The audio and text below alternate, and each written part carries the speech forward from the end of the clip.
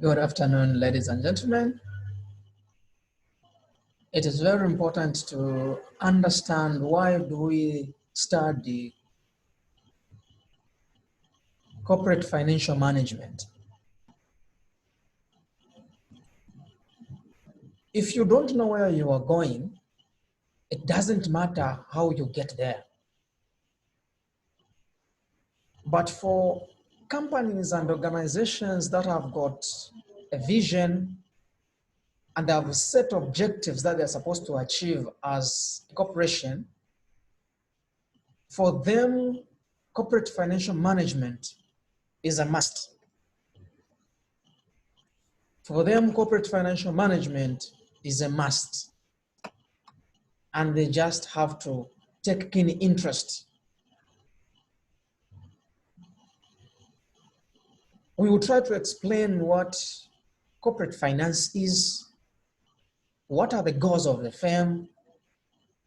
Of course, corporate governance also come in as part of the items to consider. Organization of the financial management. Generally defined as the activities involved in managing cash flows, money in the business environment. That is corporate finance.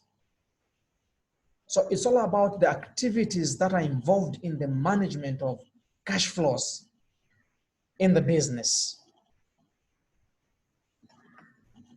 So there are 5 basic corporate finance functions. There's financial management, there's financing, which is raising the capital, there's capital budgeting, there's corporate governance, and as well as risk management. What is involved in risk management? Managing firms' exposures to all types of risk, both insurable and uninsurable, in order to maintain optimum risk return. There are also what are called the trade-offs, and thereby maximizing the shareholder value. You need to understand that shareholders are interested in their value increasing year after year. The moment the value of the shareholders start reducing, you identify and discover that the shareholders start pulling out their funds and investing in other organizations that are making returns that are increasing. Another aspect is about financing. As a corporate finance manager, you need to be able to raise capital to finance the operations of the corporation.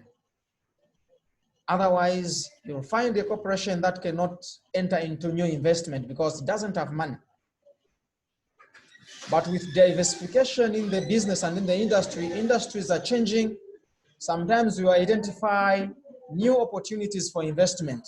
So the best you will do is you need to raise some capital so that you invest in other investments. Corporate finance cannot be discussed without talking about good corporate governance. There must be good corporate governance in the corporation, otherwise the shareholders' funds will be misappropriated. And when shareholders entrust you with their resources, they expect you to use it to the best of their interest. Otherwise, there is nobody who can give you funds and then you mess it up and expect them to remain investing in that business. So as a corporate finance manager, you have to ensure that you prudently use the investment that you are handling on behalf of the shareholders.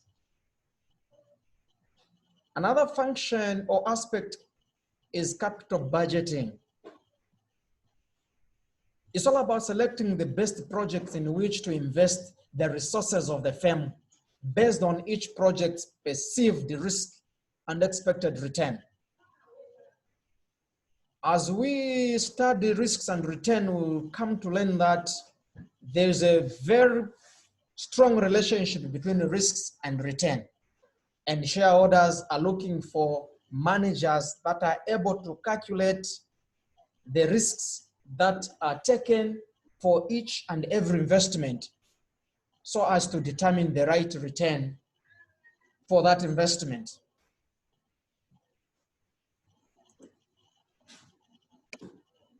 Finally, you also talk about financial management, managing firms' internal cash flows and its mix of debt and equity, both to maximize the value of the debt and equity claims on firms and to ensure that companies can pay off their obligations when they fall due. Otherwise, you risk the corporation into liquidation or bankruptcy as long as it is unable to meet the financial obligations whenever they fall due. So financial management becomes very key to the life of a company. Otherwise, it risks getting into insolvency.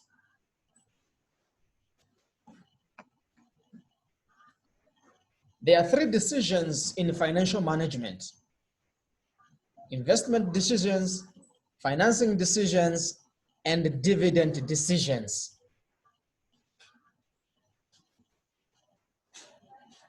Investment decisions, most important of the three decisions. What is the optimal firm size? What specific assets should be acquired? And what assets, if any, should be reduced or eliminated? Those are the questions that are supposed to be answered and the decisions have to be made.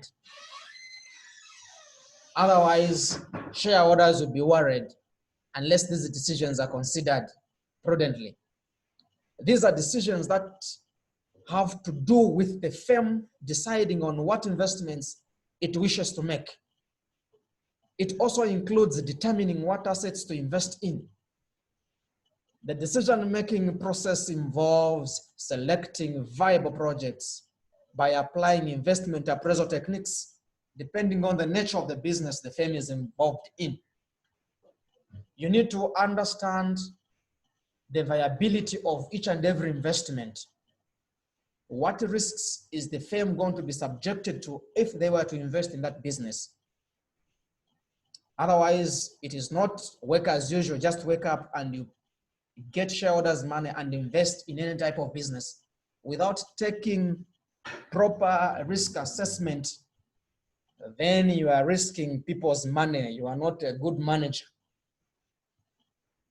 So there's what is called the hurdle rate, which reflects the riskiness of the investment and the mix of debt and equity used to fund it. There's also a return, which reflects the magnitude and timing of the cash flows, as well as all side effects. So investment decision is very critical. Otherwise, we can throw people's money in an ocean. Financing decisions. What is the best type of financing? If the corporation requires some funding, how do we fund this investment or this project? So we need to identify the best type of financing. What is the best financing mix? How do we mix our financing options? It is very important to know, looking at the costs of all the alternatives that are available as financing means, then you're able to choose how to mix these financing options to reduce the cost of financing. What is the best dividend policy? Dividend payout ratio.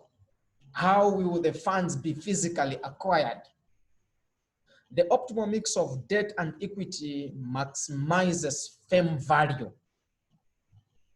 And the right kind of debt matches the tenor of your asset.